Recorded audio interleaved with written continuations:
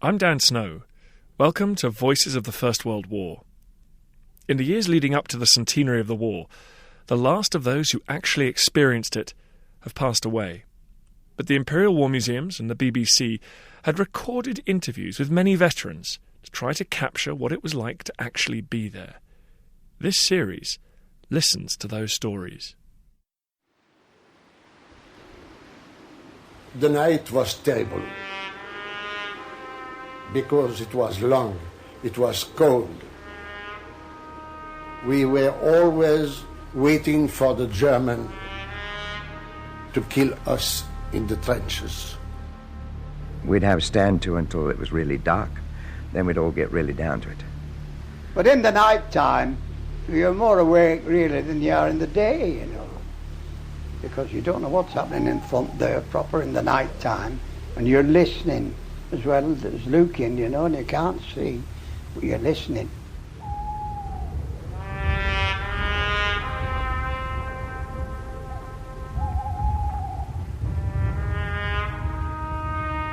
There was work for everybody at night time.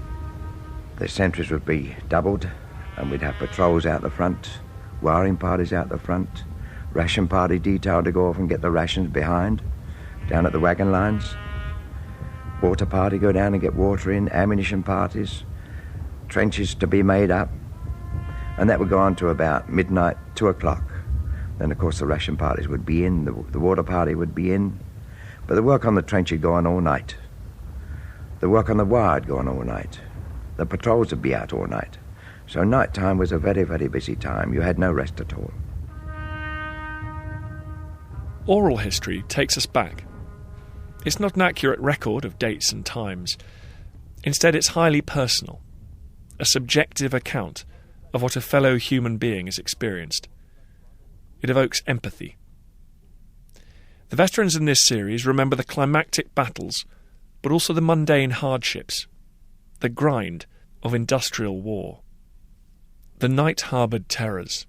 Sometimes our veterans, recorded years later, sound nonchalant. Other times, the memories are still raw. Henry Williamson contributed to the BBC Great War series in 1964. When the frost came, we could walk about on hard ground, and we could also sleep. But our boots froze while we were sleeping. It was painful. So some of us walk about at night and swing the arms to keep warm. The greatcoats, of course, were frozen, and the yellow clay that was on them was frozen too. Very hard to get it off. It's a great weight. Being stiff as boards, we just hacked the skirt off about 2 feet up from the skirt with bayonets and walked about in short coats. Many of our chaps went down with frostbite. When the boots were taken off in the billet, the feet swelled up like tomatoes, and some of them got gangrene and had to lose their feet. Can you stop a minute?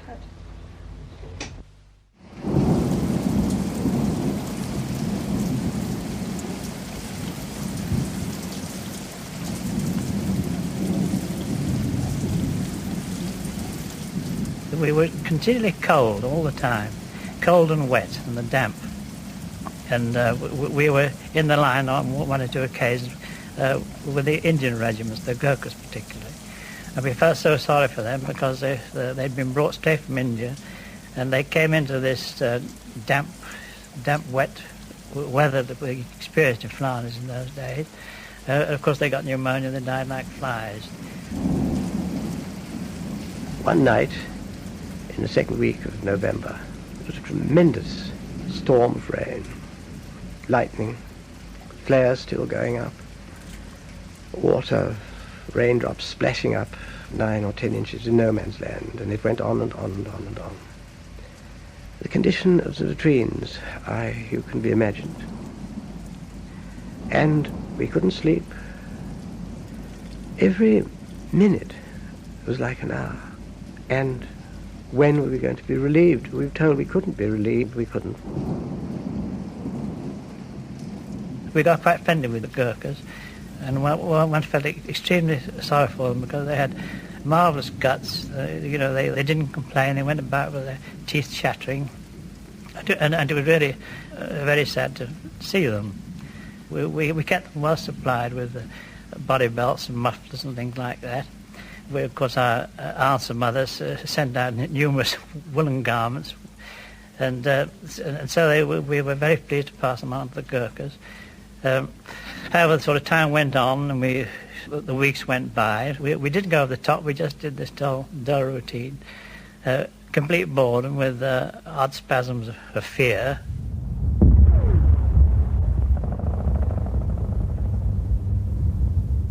At night, one would hear the crackle of musketry far away, and then these, what I call the lilies of the dead. The flares going up and slowly sinking down and giving this powdery greenish light. They were sinking down under parachutes. German lights much better than ours. And they would come down the line, you'd see them, and you'd hear the machine guns going, and they'd sweep down, we'd be ordered to stand to, and we'd fire into no man's land, about 80 yards from the Germans. And we'd see perhaps figures darting about and coming forward and then lying flat and then going back. And this would go down south at a great rate, travelling about 15 to 20 miles an hour, I should think. Then it would die out. It was known as the nightly wind-up. War is boredom more than battles. Hard labour more than flag-waving bravery. On an average day on the Western Front, you'd not see a human being above the ground. The night was when the trench cities came alive. All the tasks that were too dangerous during the day needed doing. Surveying enemy defences, recovering wounded, repairing barbed wire, rebuilding trench parapets, moving supplies up to the front line, concentrating troops before a big offensive, manhandling guns into position, and listening to every move on the other side, trying to tell if the Germans were doing the same. The idea was to go over to a German listening post, which is about 50 yards in front of the front line. The front line, by the way, is about 200 yards away from our front line. And so we had to go about 150 yards to get to this listening post, which is only occupied at night. And we had instructions to bring back 2 prisoners. And so we blacked our faces, and we had to go over the top at half past 11 in the middle of the night. And it was pouring with rain, and of course the usual mud and filth. And eventually we had instructions. No one was to make any sound. We crawled through the mud on our stomachs, and you didn't show anything at all. The German trenches just in this 200 yards. And as we went over, of course, there were the odd stray bullets whistling overhead, but we managed to crawl along. I used to have to go out and crawl on my belly along the front in no man's land, listening and crawling a bit further, get like as near to Jerry's lines, although a long way off still, but venture as far out as you could so that you could get back pretty quick and listen. Jedenfalls haben wir eben einen tollen Feuerzauber gekriegt, nicht wahr, von dem wir sehr überrascht waren. Das war klar. And we crawled up the trench, apparently unseen. We could hear the Germans talking in this trench. And at a given signal, we made a dash under the wire and dived into this trench. Took them completely by surprise, and we managed to grab 2 Germans. There only appeared to be about half a dozen of them there. Knocked out the others, and then we started back to our own lines. But in the meantime, the Germans had got over their first shock, and they threw a grenade at us, so of course we had to throw one back. In the meantime, our own troops on our own front had opened fire, and then they gave us a splendid covering fire. The German line, of course, opened up, and we just lay in shell holes. We'd agreed that when this started, it was bound to start, the best thing to do was to simply lie quiet in these shell holes.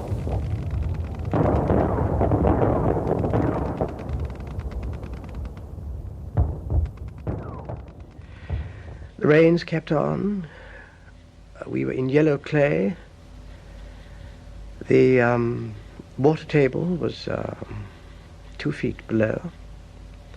Our trenches were 7 feet deep. We walked about, or moved very slowly, in a marn or a pug of yellow, watery clay. When the evening came, we could get out. It took about an hour to get out. Some of our chaps slipped in and were drowned and weren't seen until we trod on, perhaps later. Well, we were relieved after the fourth night, and some of us had to be carried out.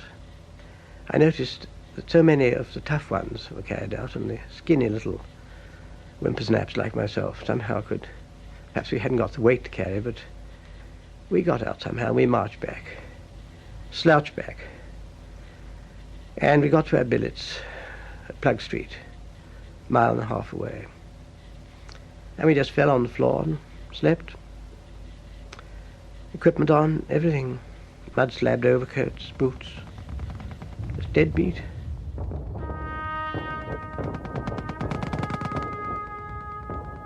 After time, the fire more or less died down. And the extraordinary thing was all the bullets appeared to be very high up.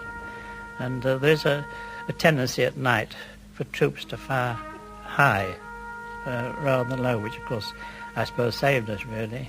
And we eventually crawled back this 100 yards, and we sort of fell into the trench with our 2 prisoners, and they turned out to be Bavarians. We sort of marched them back to the CO's dugout, and we were simply plastered in mud. We were in an awful state. You can imagine what it was like. And we spent the rest of the night taking this mud off ourselves and trying to get cleaned up.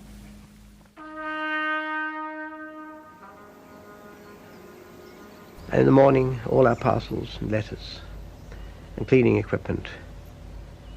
And we could go in estaminets and have cafe rum for about a halfpenny and omelettes. And it was great fun. We had to go working party tonight in the wood. That was all night long. And after 4 more nights, we were in the trenches again, back slithering into this Hampshire tea trench, and doing it all over again. We'd start the day off stand 2, which would be about half an hour before daybreak. We'd all be stood up to the parapet, looking over, waiting for Jerry to come if he was going to come. After it was light enough, we'd stand down. The sentries detail would stay at their posts.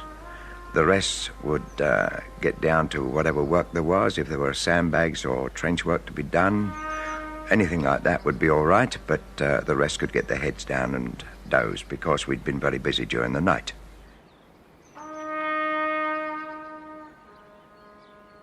Come the morning, it was a shame to waste so much time sleeping. In any case, nobody would let you sleep. You got into the way of doing with very, very little sleep in the trenches.